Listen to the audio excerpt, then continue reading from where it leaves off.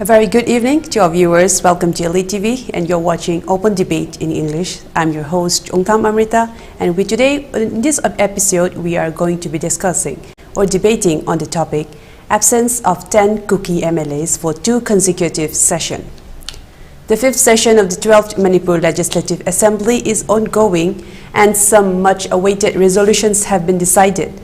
But yet again, the 10 Kuki MLAs are absent from the session for the second time. This could be read as a message for sheer disregard for the legislature, but earlier this year, in February, the 10 Kuki MLAs found time to meet with 7 Naga MLAs at a hotel in Guwahati. That happened on February 23. It seems like a closed-door meeting. It could be said that they are ceaselessly trying to meddle with the affairs of the Manipur politics, or their meeting with the 7 Naga MLAs is also regarding the integrity and the unity of Manipur. That remains to be seen. In such a background, why is the Honorable Speaker or the state government not taking up any kind of punitive action against the stained MLAs? That will be discussed in our episode for today. In order to discuss for this topic, our panelists are here, and let's welcome our panelists for tonight. Our first panelist for tonight is Oja Advocate Junior Luwang, Supreme Court of India. Welcome to Open Debate, Oja. Thank you, Amrita. Thank you. Our second panelist for tonight is Dr.Ng Satyajeet, Bureau Chief, UNI. Oja, welcome to Open Debate. Thank you, Amrita. And our third panelist for tonight is Dr.Ng Shantikumar, Professor of English, Hungkou, Delin University, Taiwan. Welcome to Open Debate. A very good evening. Let's open the floor right away, and my first question I'll be coming to Oja Junior. First of all, we have heard the assembly session is ongoing, and 10 Kuki MLAs are again missing for the second time again, consecutively. So what steps can the Honorable Speaker of the House take regarding the absenteeism of MLAs as per the Indian Constitution? First of all, this. Yeah, Amrita, I think the Constitution is very clear on the dim vacation of seats by MLAs who have been absent for some time.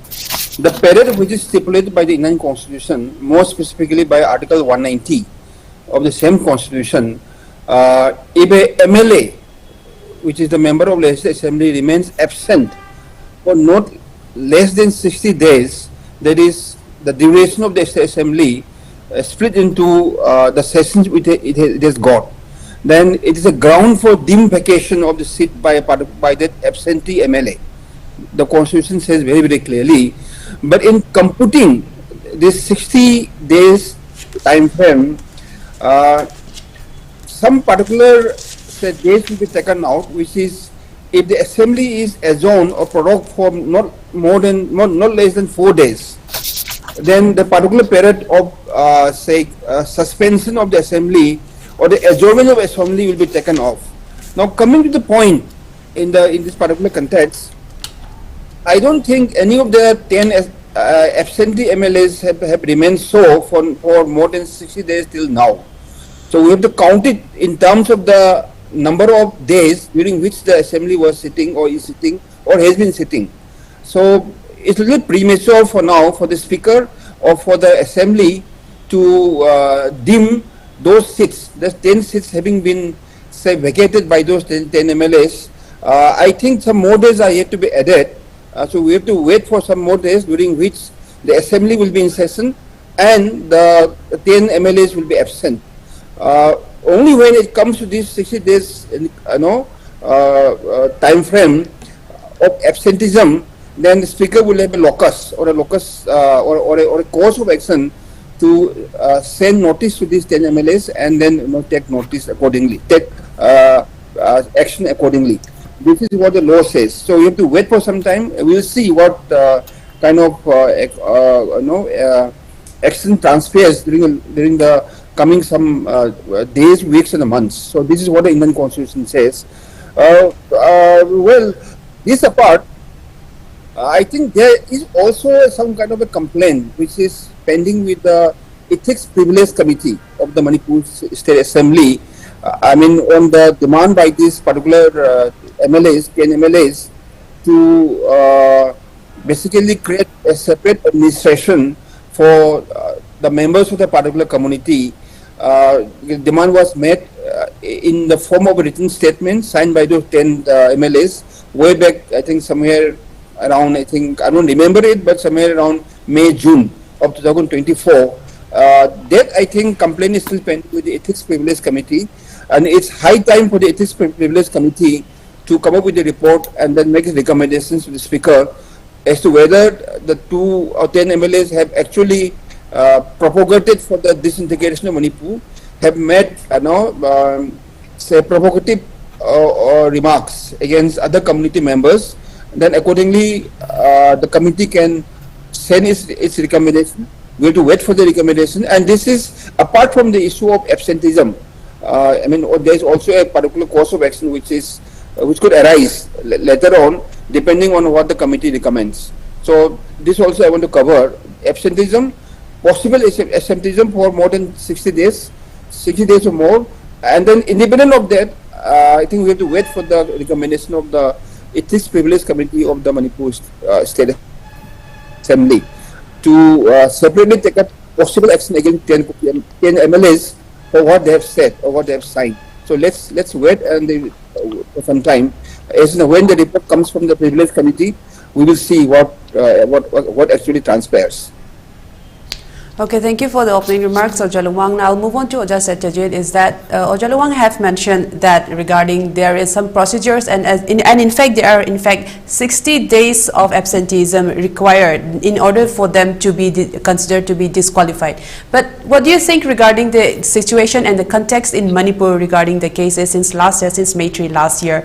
And it is turning out to be some sort of a communal divide between the MLAs itself. So what do you think that the Honorable Speaker, do you think that as Oja Luwang has said, there needs to be more needs to be seen and more days needs to be added up, but do you think that the state of government, it reflects poorly on the state of government, on the government and also on the ongoing legislature? What do you think about that? Oh yes, thank you, Amrita. Oja Luwang has explained the legal aspect of the issue.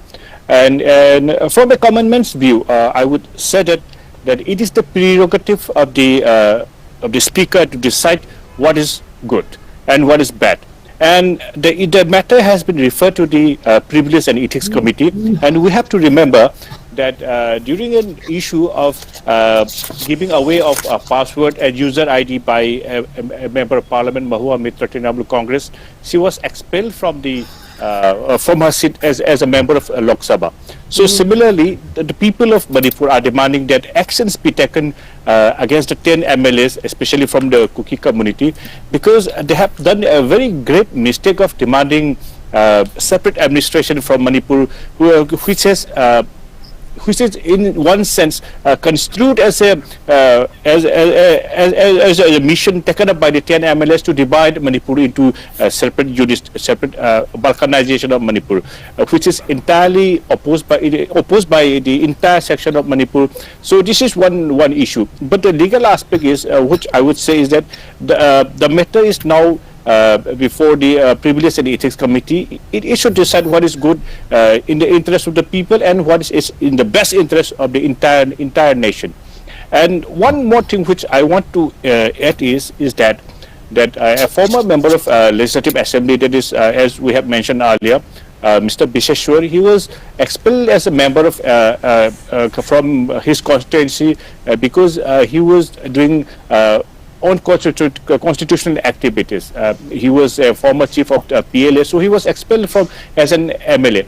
So when a particular MLA is supposed to lead the people, MLA is supposed to represent the people, when they are not doing what they are supposed to do, then people have a right to demand that they be removed from their post. Unfortunately, in India, we do not have a system where we can recall our elected representatives, where in certain countries there is a system in which we can recall our elected representatives as well as even Prime Minister or President. That we do not have. We do not have the system of plebiscite. We do not have the system of referendum also.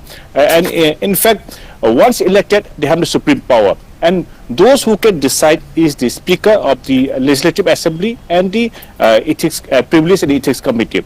And in this regard also, we have to be very careful about what we say, because I cannot say whatever I want, because since it is a matter of law, it is a matter of the assembly, because if we understand what the people feel, but we have some limits of what we discuss in this forum, because otherwise there can be actions of breach of privilege. So because I will take an example, day before yesterday, the Congress MLAs, they put up certain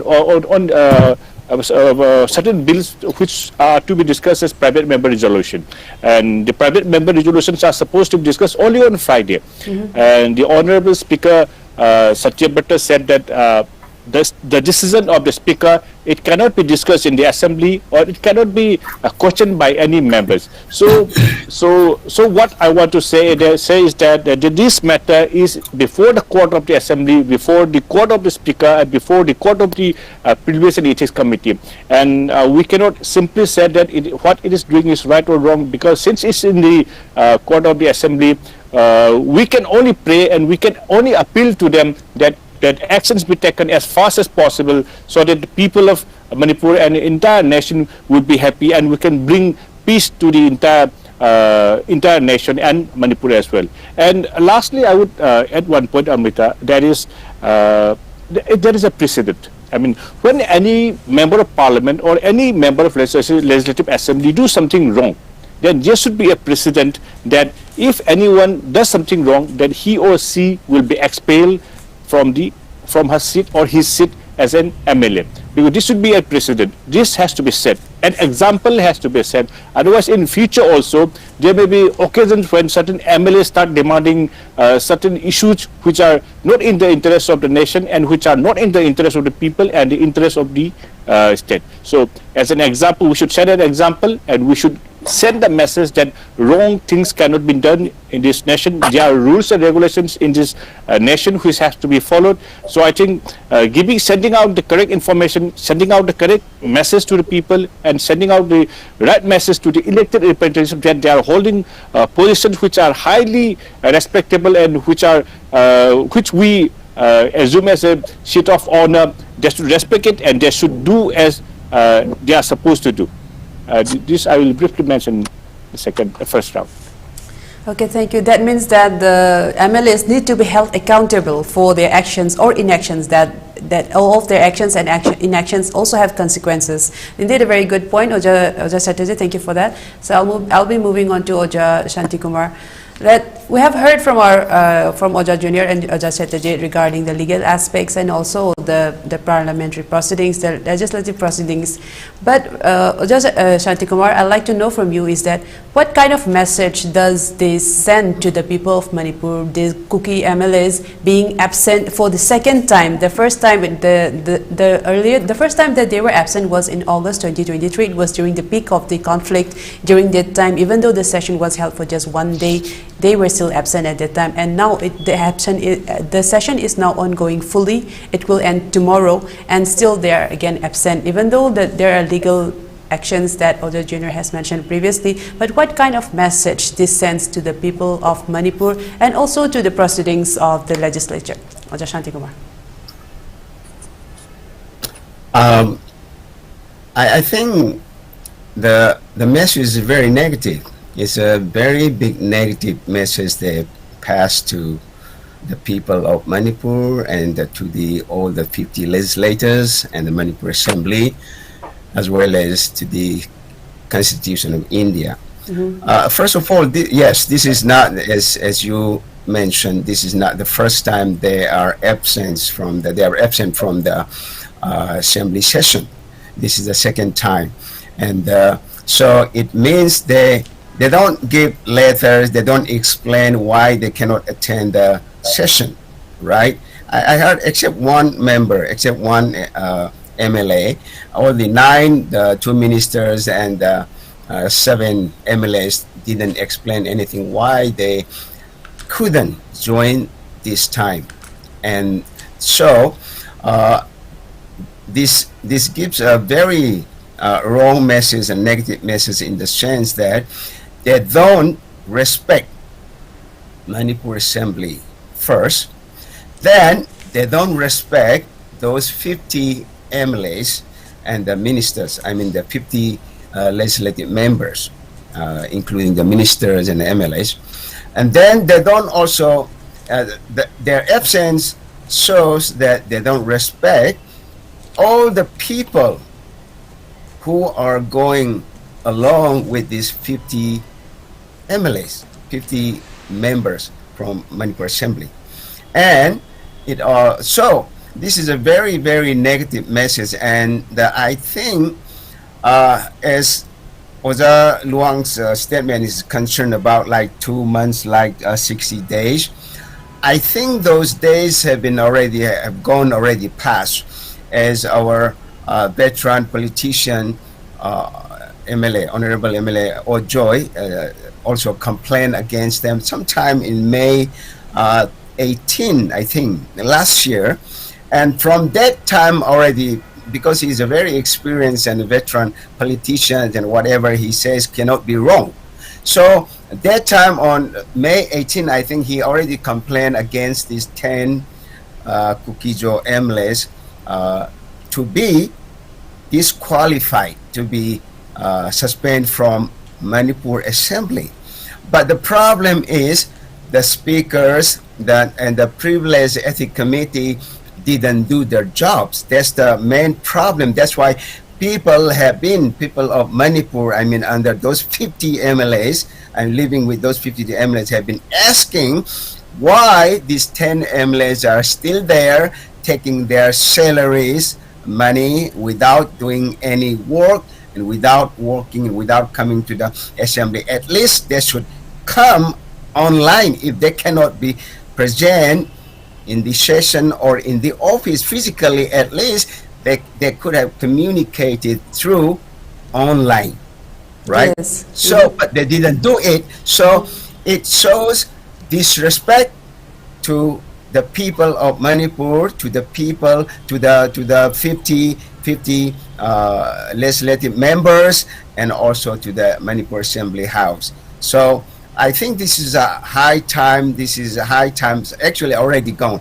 It could have been done before. I think the speakers and the House and the Privilege and Ethics Committee should disqualify or give a suitable punishment to these 10 MLAs. I would keep this way first round.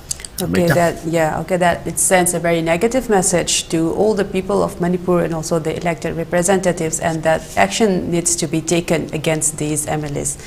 So that's what Dr. Shantikumar has said. So I'd like to bring a news item, a recent item to our viewers as well as to our panelists, that recently the 10 Kuki MLAs, they have met with the 7 Naga MLAs in Guwahati. This happened on the 23rd of February. So we could recall that on the 3rd of May 2023, last year, when this conflict sparked, there was an intention from the side of the Kukis to join, for the Nagas to join them in their rally against the court order on the scheduled tribe on demand of the Métis. So in this case, what I'm trying to ask to Oja Jr. first is that why would the 10 MLAs meet with 7 Naga MLAs in Guwahati? Why not they meet in somewhere in Manipur? Is it a plan to isolate the Meitei MLAs? Is it a plan to isolate the Meiteis? Is it a form of a message of ganging up against the Meiteis? What are your thoughts on this? Well, Amrita, before answering the question, let me just address the issue raised by Dr. Shantikumar on the possible action against the 10 MLAs. Okay. I think Dr. Shantikumar referred to a statement purportedly made by Sri Ojoy. Yes. To the extent that if the speaker wanted, if the House wanted, then the 10 MLAs could have been disqualified from the assembly, and that statement was purportedly made in May itself when the violence started. So it couldn't have been because of the fact that they remain absent from the assembly, because till May I think they were attending assembly sessions. Then later on I think they abstained. I think the respected Ojoi was referring to the joint statement made by the 10 Kuki MLAs on the formation of a separate administration or the constitution of a separate administration for that particular community. I think that issue has already gone to the Privilege and Ethics Committee. So the issue raised by Dr. Shantikumar is slightly different from what I talk about on Article 190. Article 190 is on absenteeism of the MLAs, whereas Dr. Shantikumar had raised the issue of possible disqualification of the 10 MLAs based on the report of the Privilege and Ethics Committee of the Manipur State Assembly because of what the 10 Kuki MLAs had said on separate administration. So let me clarify that. So having clarified this, let me answer what Amrita has just asked me. See, I will not get into the issue of a particular community ganging up against the other community. The fact of the matter is that the Nagas, in the present context, hold the trump card, and both the other communities are trying to woo them in one way or the other. But as I see it, the Nagas are maintaining some kind of equidistance from both the other communities. This is my observation, my objective observation. I mean, as far as I'm concerned, I don't see any community or the Nagas or the Kukis ganging up, to tie up with. Oh, of course, attempts are being made. I mean, both by both the communities to woo the Nagas. But I think, as I said, it's equidistant till now. Now, as regards that meeting in Guwahati of 10 Kuki MLAs and the 7 Naga MLAs, what I have come across in the media is that it was supposed to be a meeting of the Hill Areas Committee. Right. We all have Hill Areas Committee in the State Assembly, which is constituted under Article 371 of the Indian Constitution. It consists of 20 members, 10 Kuki MLAs and 10 Naga MLAs. But apparently not all Naga MLAs turned up at Guwahati for the Hill Areas Committee meeting some days ago, on 24th or 23rd February, I suppose. But it was supposed to be an official meeting of the Hill Areas Committee, but I'm not very sure that whether the Hill Areas Committee can discuss or demand or oppose any kind of a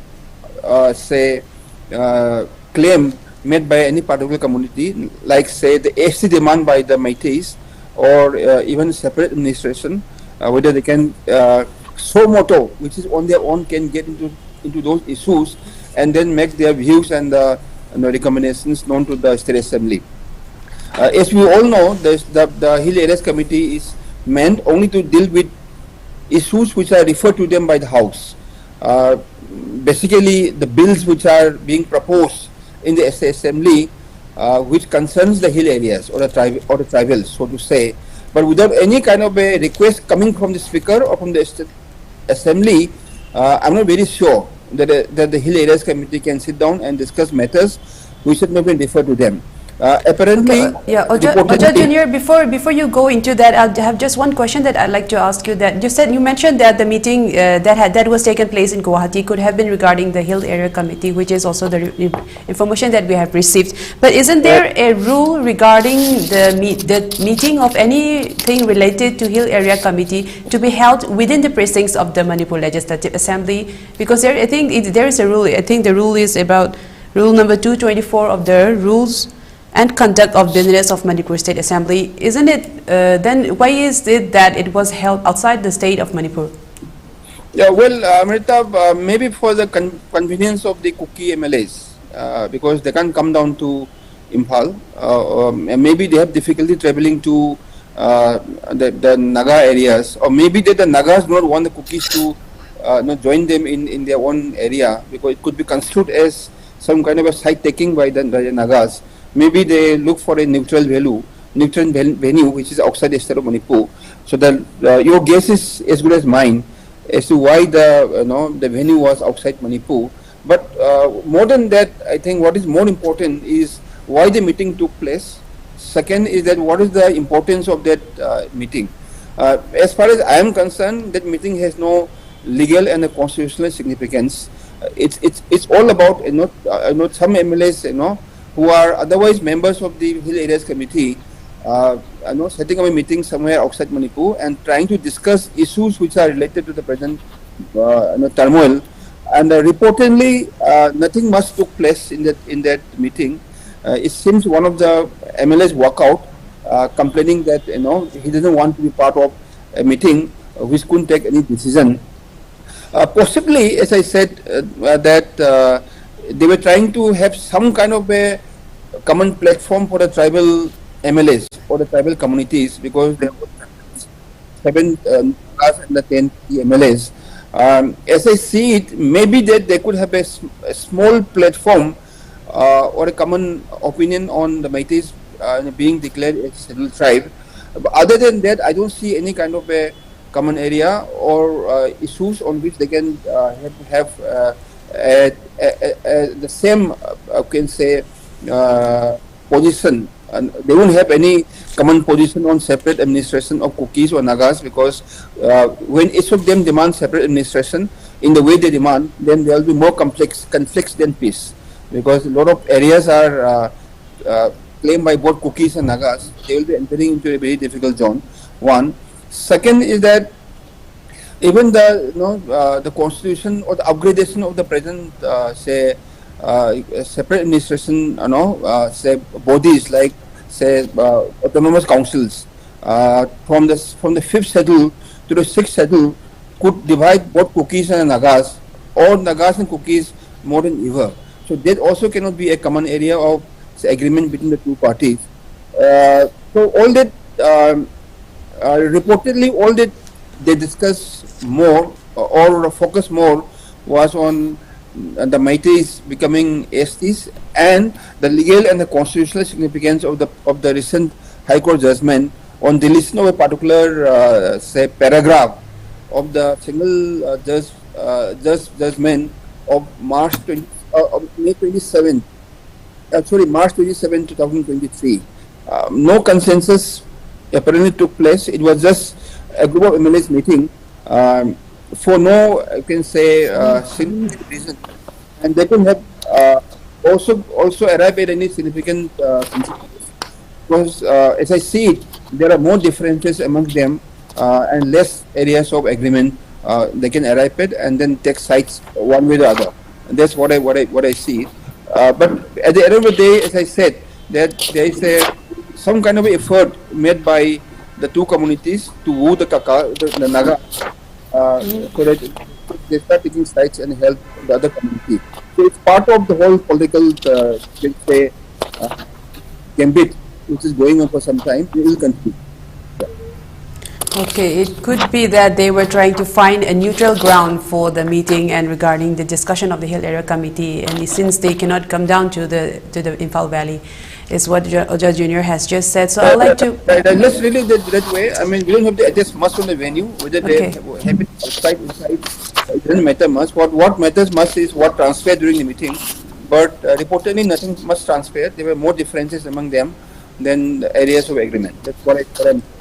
Okay. But even if consensus took place during the meeting of the so-called ELITETV committee, even if they arrive at a particular consensus on any particular issue, their recommendation or their opinion will not matter much, legally or constitutionally, because of reasons which I have explained. Okay, thank you for the very good point. And I would like to ask to Oja Satyajeet that we have just heard from Oja Jr. regarding that meeting that took place in Guwahati had no constitutional meaning per se. But why did it take place just a few days before the assembly was going to take place on February 28? Because this took place on February 23rd. And regarding these matters, regarding Hill Area Committees or any sorts of closed-door meetings, do you think that the state government should brief the media regarding this, any kind of unofficial meeting attended by, because there were ministers and also ruling MLAs, considering the significance of it on the state politics? Amrita, now the assembly session is going on now. It will conclude tomorrow. And in this during this session, I have been seeing it from the press gallery. We have seen most of the MLAs asking about the situation, about the steps taken up by the government to resolve the issue. I would say that the Chief Minister of Manipur, Sri Biren Singh, has admitted that there are some problems going on, and he has also not divulged many issues, and he has also refused to give details of the security measures and other sensitive matters, as the issue is not fully resolved. So I think the government is not issuing many statements, the government is not giving out many data, and the government is not giving the papers, not giving the statistics which people are demanding. And for instance, today, Surya Kumar of the Congress Party, he raised the economic issues. I mean, the laws due to the conflicts, the various aspects, not about the government aspect, the loss of the MSME, that is the medium and small scale industries, the poor farmers, but so many issues were taken up. But lastly, we can say that people of Manipur are denied vital information regarding the entire imbroglio that is going on since May 3, 2023. And I think to some level the government must be thinking that it is not good to rebuild whatever is going on. And coming to the Guwahati issue, I think it must be two-pronged strategy of the government. Number one was for example, the Nagas and the Muslims, they are not fully involved in this conflict. We can say they are in neutral parties. So the government must be thinking, the Chief Minister must be thinking that to send the Naga MLAs to meet the Kuki MLAs, it can be a first step to resolve the issue. Since we cannot keep on fighting, and since we cannot keep on arguing among ourselves, since we can't continue with the system which is going on, I think it must be having a certain step to resolve the issue. I cannot fully say that it must be a Hill Area Committee meeting also, but I would say that it was a two-pronged strategy. Because the government hasn't really come out with what really transpired during the meeting. Whatever we have heard is through other sources which are not official and which have not come in the media also. The government has not made any statement. I think the government has some prerogative to decide whether everything has to be leaked or everything has to be provided to the people. So I think the government must be having some reservations in giving all the information which we want. So it's to some extent it's all right. We have to respect it, because since the conflict is going on, but we feel that there are certain issues of which the government can come forward and reveal to the people that the government needs a mass media campaign structure system where it can divulge the developments which are taking place. For instance, people are not aware about the security measures. I mean, of the attacks which are continuing from the side of the Kukis. For instance, at Sugnu area, there was continuous bombardment for 5-6 days. It was continuing. They use RPG. They use so many powerful bombs. So regarding that matter, we are not sure what exactly is the government doing, because for continuous 5 days bombardment was going on. So there is a security aspect, but on resolving the issue, we need certain measures, just like the meeting at Guwahati. I think we should encourage the government to take up certain measures. For instance, to resolve the issue, we need different tactics. One is through negotiation, through talks.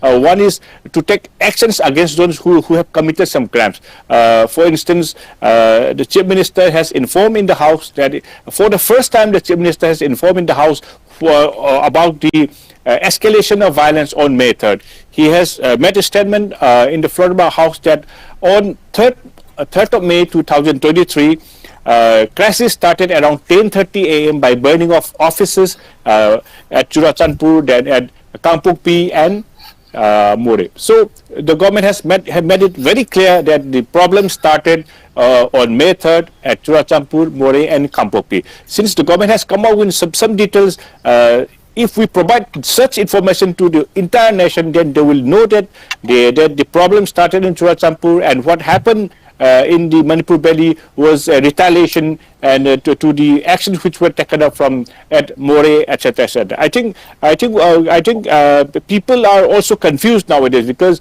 since you asked about what kind of information should people get, if the government do not issue official statements, then the people get confused statements. Rumors come out that, for instance, about the Guwahati, there are so many speculations, and we were trying to find out what exactly transpired during the meeting. So we get mixed response. We do not get the exact information, so there are more confusion. So rather than creating confusion, Amrita, you are right that the government should come out with the exact whatever it can say. Rather than revealing everything, it should at least give some information to the people, so that people can will feel happy and will feel secure, and we can bring back the pristine Manipur which we were having, and we can have peace, and we can have the perfect situation where we can celebrate Yaosheng. It is coming very soon. We hope by Yaosheng the issue will be resolved. Thank you. Yes, that's the hope of the people, as you have very beautifully put, Oza Satyajeet, that people do hope to be resolved before the festival of Yaosheng begins, and indeed a very good point. And I like to move on to Oza Shantikumar in this regarding this case, that in such a development of this divide between the 10 Kuki MLAs, and also this meeting that was a hush closed door meeting at Guwahati. Why do you think our Meitei MLAs are so silent and they are so indifferent with this? Because it took place just a few days before the assembly commenced, and the assembly session will end tomorrow, and there is still plenty of times for this to be addressed, to be put up. And as Oza Satyajeet just mentioned, there needs to be transparency, there needs to be accountability for the people to trust the government. So do you think that is not any consequence, that inconsequential to our future? What do you think this indifference from the Meitei MLAs is going to come out as? I think seeing the scenarios, I think there might be some understanding between the Meitei, Legislative Assembly members, and the chief and the Naga MLAs. I think Chief Minister has been trying from the beginning to bring this 10 Kuki MLAs and the ministers on the table and talk and compromise and talk and bring the solution and stop the violence, stop the conflict. But they were very adamant, and they are still adamant to come to the table and talk. So I think just why the meeting was held might be, I'm not sure, because transparency, not having transparency is the biggest problem in the country going on now. So because of no transparency, everybody is assuming something else. This is really scary sometimes. So because it just few days before the session, the meeting was held in Guwahati, it was initiated by CM or Speaker of Manipur Assembly. So join the assembly, online, at least not physically present, at least they can join online, right? This is might be the last attempt in the Manipur Assembly. Yes, true, because during the times of COVID as well, there was this online attendance even made possible. So that could have been another way that they could have done from their side to show some kind of resolutions and some kind of intention. Yes, please continue. Exactly. Exactly. So the CM or the Speaker, they were trying to bring them on the table through the Naga MLAs, through the Naga, legislative members. But I think, or maybe they were meeting for the Hill Areas Committee or Tribal Affairs. They might be talking about different things, but we are not sure, because there was no formal explanation or report from the government. So we can only assume, we can only imagine, we can only think this way. Or it might be from the central government. Even it could have been from the government, they ask the Naga MLAs, because they can meet. Naga MLAs and the Kuki MLAs can meet each other, they can talk, but of course it won't be It may not be good in Manipur itself, so it might be they were asked to meet somewhere in Guwahati or outside Manipur, and that's so that they can join the session. I think that this assembly, Manipur assembly, so, with in the initiative taken by the central or taken by the Manipur assembly, I'm not sure, but the biggest problem is whatever happened, there is no clear results. I mean, there's no clear announcement of those results. What discusses, what decision was taken, and what they have decided to do. We never know. That is the problem. So I think if there's a transparency, people don't have to worry about. So transparency is very important to solve the conflict, and from both sides. Whatever decision they have taken, it should be put to public, put forward to public so that people will know, and no apprehensions among the people and to all the communities, including the Kuki Jo communities, as well as Meitei communities and other communities in Manipur. I would put this way. Okay, thank you for your points. Now I'll move on to Oda Junior again for a third round of this episode today. That in the ongoing assembly session, a lot of resolutions, very much awaited resolutions have been decided regarding to implement the NRC again, and also the abrogation of the SU.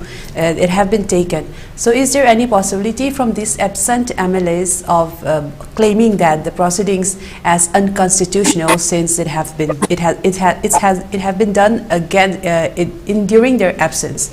What do you think? Yeah, I don't think that the 10 Kuki MLAs have any locus to challenge the resolution of the assembly, since they remain absent voluntarily without anybody pressuring them. So a resolution taken by assembly is a resolution. It has got its own legal and constitutional standing. Yes, I asked because there needs to be a one-third majority of yes against the no's. So on that ground. Right. It's a resolution taken by majority. If since they have remained absent voluntarily, and then the blame should go to them. Okay. The blame should not go to the other members who remain present during the meeting. Now, second part is that they have, in spite of such a legal or official position, they have purportedly issued a joint statement, the 10 Kuki MLAs, condemning such a resolution and saying that this resolution is something which they will take up on their own, basically challenging the validity of such a resolution. You're right. I don't think there's a possibility. I read their statement carefully. It's all rhetorics, I suppose. Nothing much.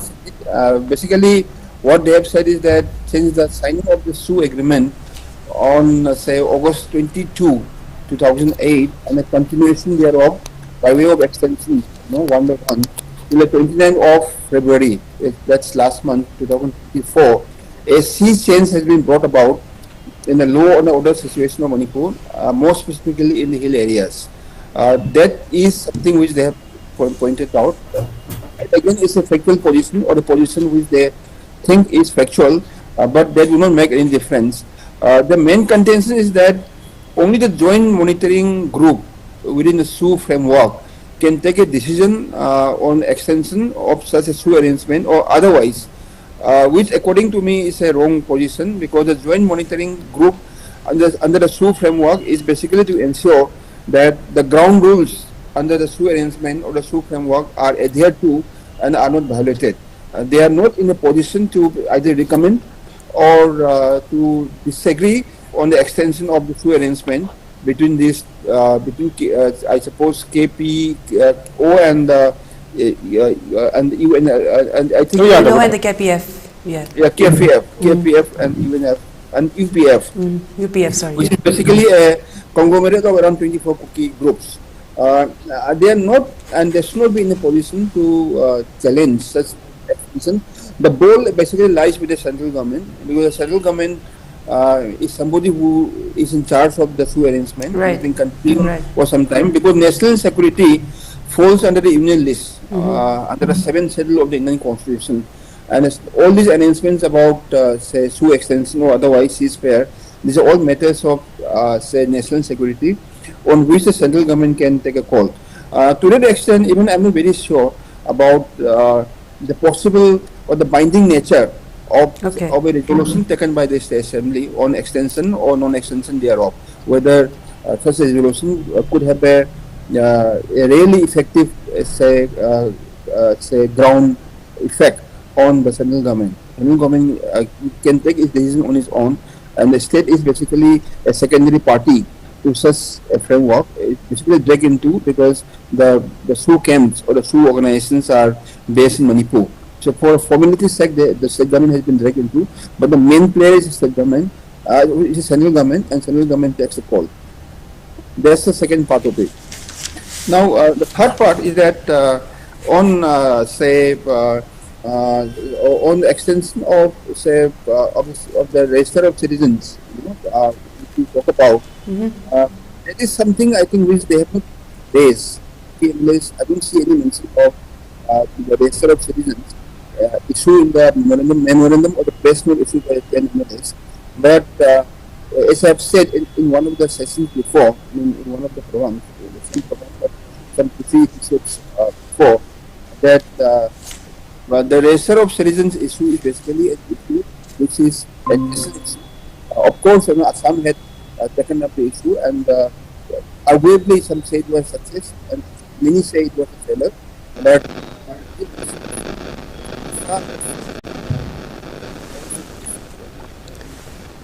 Oja Junior, just to interrupt you, I think we have some sound issue from your side. Can you please check? Yeah, I think it was not from my side. I think Dr. Shantikumar had some issue, I suppose.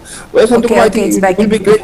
Yeah. Okay. So NRC is something which is a national issue, and as Amit Shahaji had declared within the walls of the Indian Parliament that at one day or the other NRC will be implemented at the national level. I don't think any of the groups in Manipur has any locus to oppose the introduction of NRC in any part of India, and especially Manipur. So this is my take on the resolution taken by the State Assembly, opposition by 10 Kuki MLAs to such a resolution, and implications thereof. But the good part is that the SU framework agreement has expired on 29th February which is last month, 2024, and no extension. I suppose if I'm correct, no extension has taken place till now. So which basically means that the SU arrangement has come to an end between this conglomerate of 24-25 Kuki and outfits, yes. Yeah, the Government of India and the State Assembly. So practically it has come to an end. And one interesting fact is that even the Comptroller and the Auditor General of India in his latest report had pointed out that around 24.38 crores of rupees was given to the arrangement under the framework agreement, which are basically outside the SU guidelines.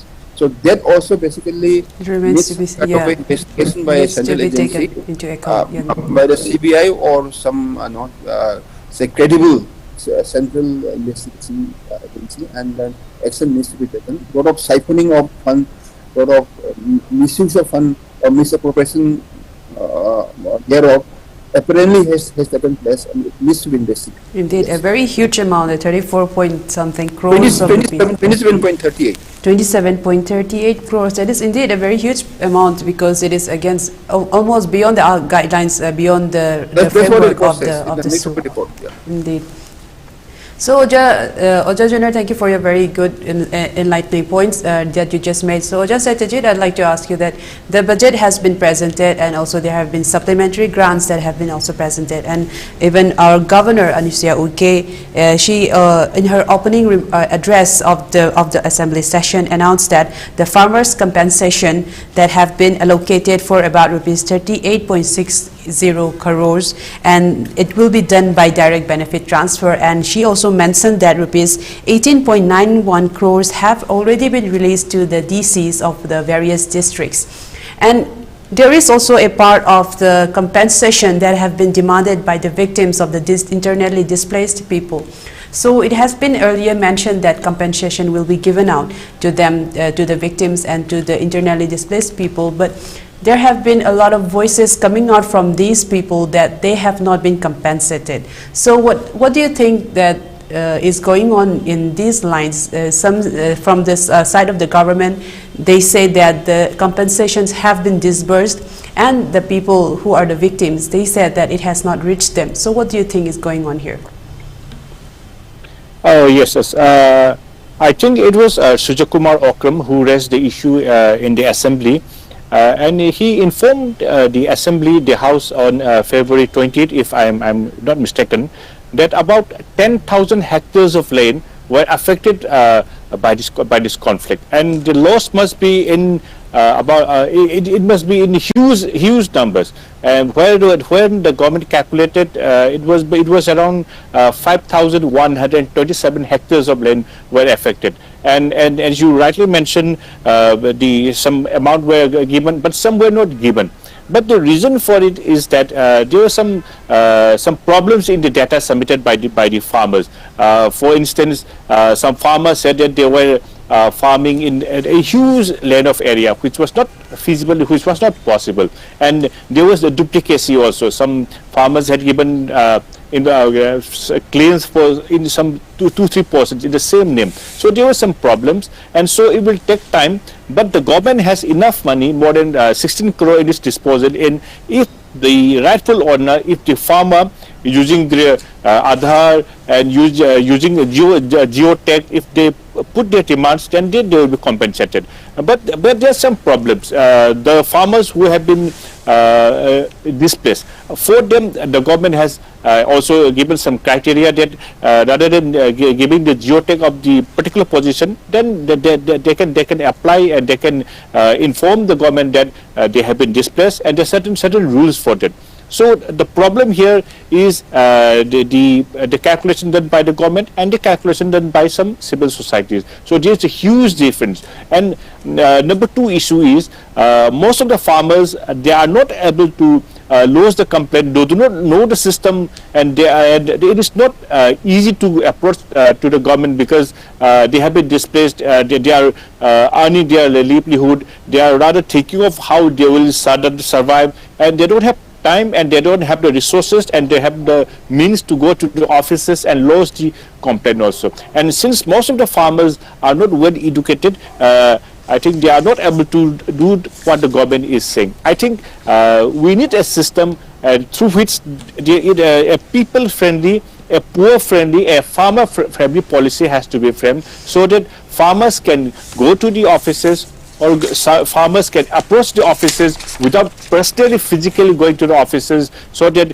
their problems will be solved. And this is the problem of the farmers. And this conflict has affected not only the farmers. This conflict has affected almost everybody: students, then the elite group, the middle classes, the lower classes. Every society has been affected. For instance, this same issue was also what you have been asking, what you asked was also raised today. For instance, the e-commerce system. More than 1,000 people were employed in this services. Now only a handful of persons are now employed. For instance, big e-commerce body like Amazon, they have stopped sending big packages, and they have postponed most of the dispatches by about 2 months. That means if you buy something today, you will get it about 2-3 months. So there will be a delay of 2-3 months. So those who have been earning their livelihood, those who are doing normal businesses, they have become unemployed nowadays. So everything has been affected. And regarding this issue, what I personally feel is that whatever the government is giving, that is okay. For example, rupees 1,000 to a person, then some loan. But what I personally feel is that it is not adequate, because people have lost everything. Their houses have been burned. They have lost their livelihood. Then everything has been there. They will be starting from zero now. They will be starting their life from zero, from the beginning. So to do that, I think the government of India has to come up with a mega scheme. For instance, the Prime Minister himself, he has been visiting various states and he has been announcing 15,000 crores, 20,000 crores, 27,000 crores, in thousands. But when it comes to Manipur, when such a dramatic, such a dangerous and such an unprecedented crisis has taken place, the fund allotment, the system, and the way the government of India is dealing, I think it is not up to the expectation, and it is not what the people want. We want a mega scheme through which people will be rehabilitated, and the people who have taken loans also, they can be rehabilitated and people can start their life. And for this 20 crore, 400 crore will not do anything. I think about 10,000 to 20,000 crores package is required to help Manipur grow. Otherwise, a few crores and few thousands will not do anything, because just imagine giving a person who has lost everything is given 1,000 rupees, 2,000 rupees. What a person will do with 1,000, 2,000 rupees nowadays, because everything is so costly nowadays. So I think at least we have to pump in about 10,000 to 20,000 crores to Manipur by the central government through any means and in an emergent way.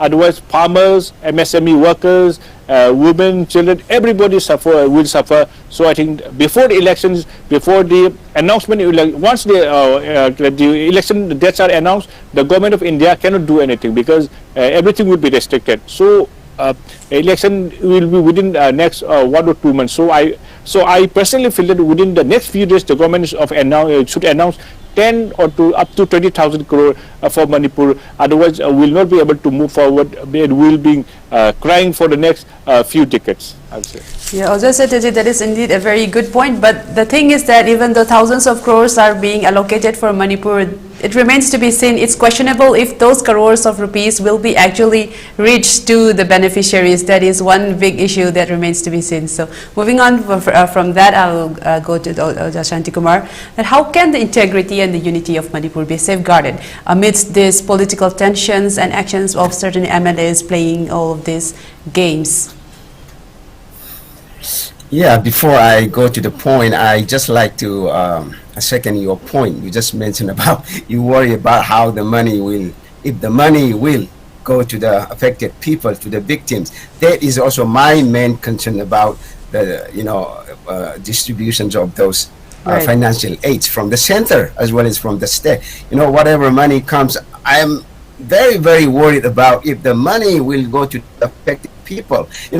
Recently I saw a few days ago, I happened to see news, relief camp residents are complaining about, not receiving the things they were given, like beds, beds. They have to sleep on the ground because only 25% of beds and the furniture, have been distributed, but 75% not come yet. And the same thing happens with money. The government announced always, we have distributed this much money, we have sent this much money to their own accounts.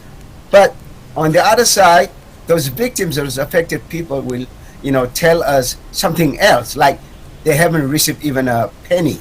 So that is one of the most thing I'm worried about. I wish our leaders can think deeper and share the people suffering, affected people suffering, and honestly, provide, honestly distribute those financial aids. So this is my one point. And the other one is, as you mentioned about the question, like how the integrity and the unity of Manipur Yes. can be safeguarded against amidst political tensions and actions by certain MLAs. So here we are talking about the 10 MLAs from the Kuki communities, right? Yes. So I think we need to give a very serious and strong image. We have to take stern actions against those 10 MLAs. If we don't do, who knows in the future, any other MLAs could come out and they like to make a separate, district or separate administration. You know, this thing can happen. So we have to give a strong example by punishing, by penalizing, by punishing, and by, you know, disqualifying those MLAs. And this is one step we can do. And the other one is to keep the integrity and unity of Manipur. I think those remaining 50 MLAs should be united. They should work together. They should be united. And the other one is, after disqualifying those 10 MLAs from the Kukizo communities, those seats should be, there should be by-election. I think there should be by-election to choose another 10 MLAs, and so that they can distribute, they can assign the minister post and the MLA post, so that they can work. You know, for the last 10 months, those MLAs are not really working. You know, they are getting the salaries. We are giving the salaries from our tax, you know, people's tax. And people are suffering so much because of the conflict. And they are eating the salaries, they are eating the money, but they are not doing anything. That's why the Naga MLAs were asking the assembly people to, you know, to select, to elect or select or to assign the minister to somebody. You know, that means I think it's time to disqualify them and suspend them, and then whole new by-election, so that they can to elect 10 new MLAs. And then the other one is I think, to bring integrity and unity amidst this conflict. I think leaders, our 50 MLAs, our 50 leaders should listen to the voice of the people of Manipur. I mean, except those Kukizo community people. Okay. And the other one is I just forgot what I planned to say something. Anyway, you've made a very good... I think these are some of... Okay, please continue. Okay, please continue. These are some of the points I would like to say, to keep the integrity and unity of Manipur. You know, we need to work together, and you know, those 50 MLAs should work together.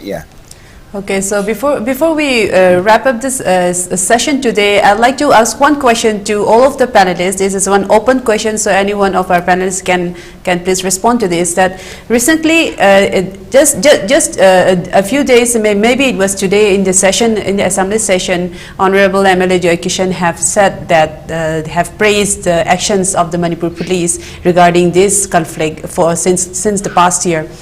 So recently, I'd like to point out that there have been a flare-up, a standoff between the Manipur police and the Arambay Tengol group. And there have been a symbolic strike from the Manipur police by laying down their arms. And surprisingly, during that time, the Arambay Tengols have also left the camps by showing displeasure against the government's attitude. And also, at this time, the Kuki militias, the armed Kuki militants, they have a fine opportunity to attack, but they have not even attacked at this juncture as well. So my question is, do you think somebody is orchestrating all of this? Is there somebody behind orchestrating all of this? Open question to all of our panelists.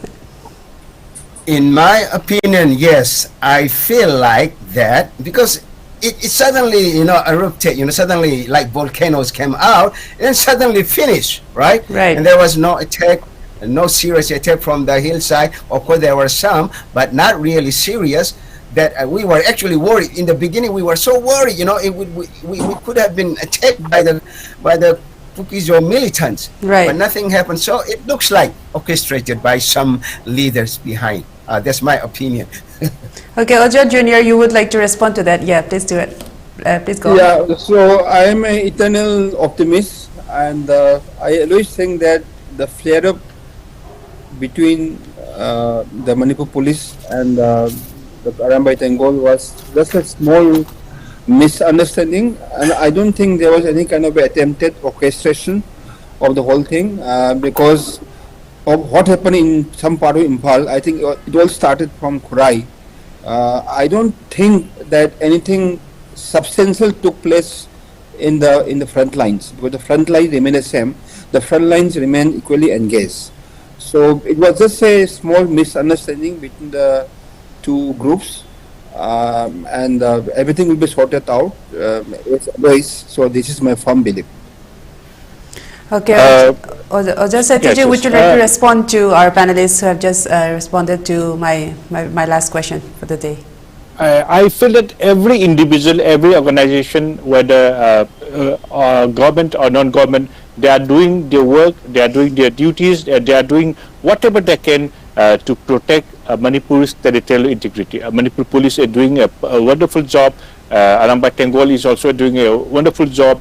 About 12 persons, 12 security personnel have let down their arms, and lots of Arambai Tengol have also died, and lots of civilians, they have also died. So I think we are all affected by this conflict, and this is not the time to fight among ourselves also. And whatever problem we had, I think we should have the guts, we should have the ability to resolve it amongst ourselves. We should, and I think nowadays, since lots of arms they are quite available throughout, so I think this is not a time to fight among ourselves also, since because lots of arms are around, and this is the time when leadership should come up, when maturity should come up, when people do what is good for the society, and we should do what is good for the entire state also. So I think this is the perfect time when we can unite and fight for to preserve the territorial integrity of Manipur.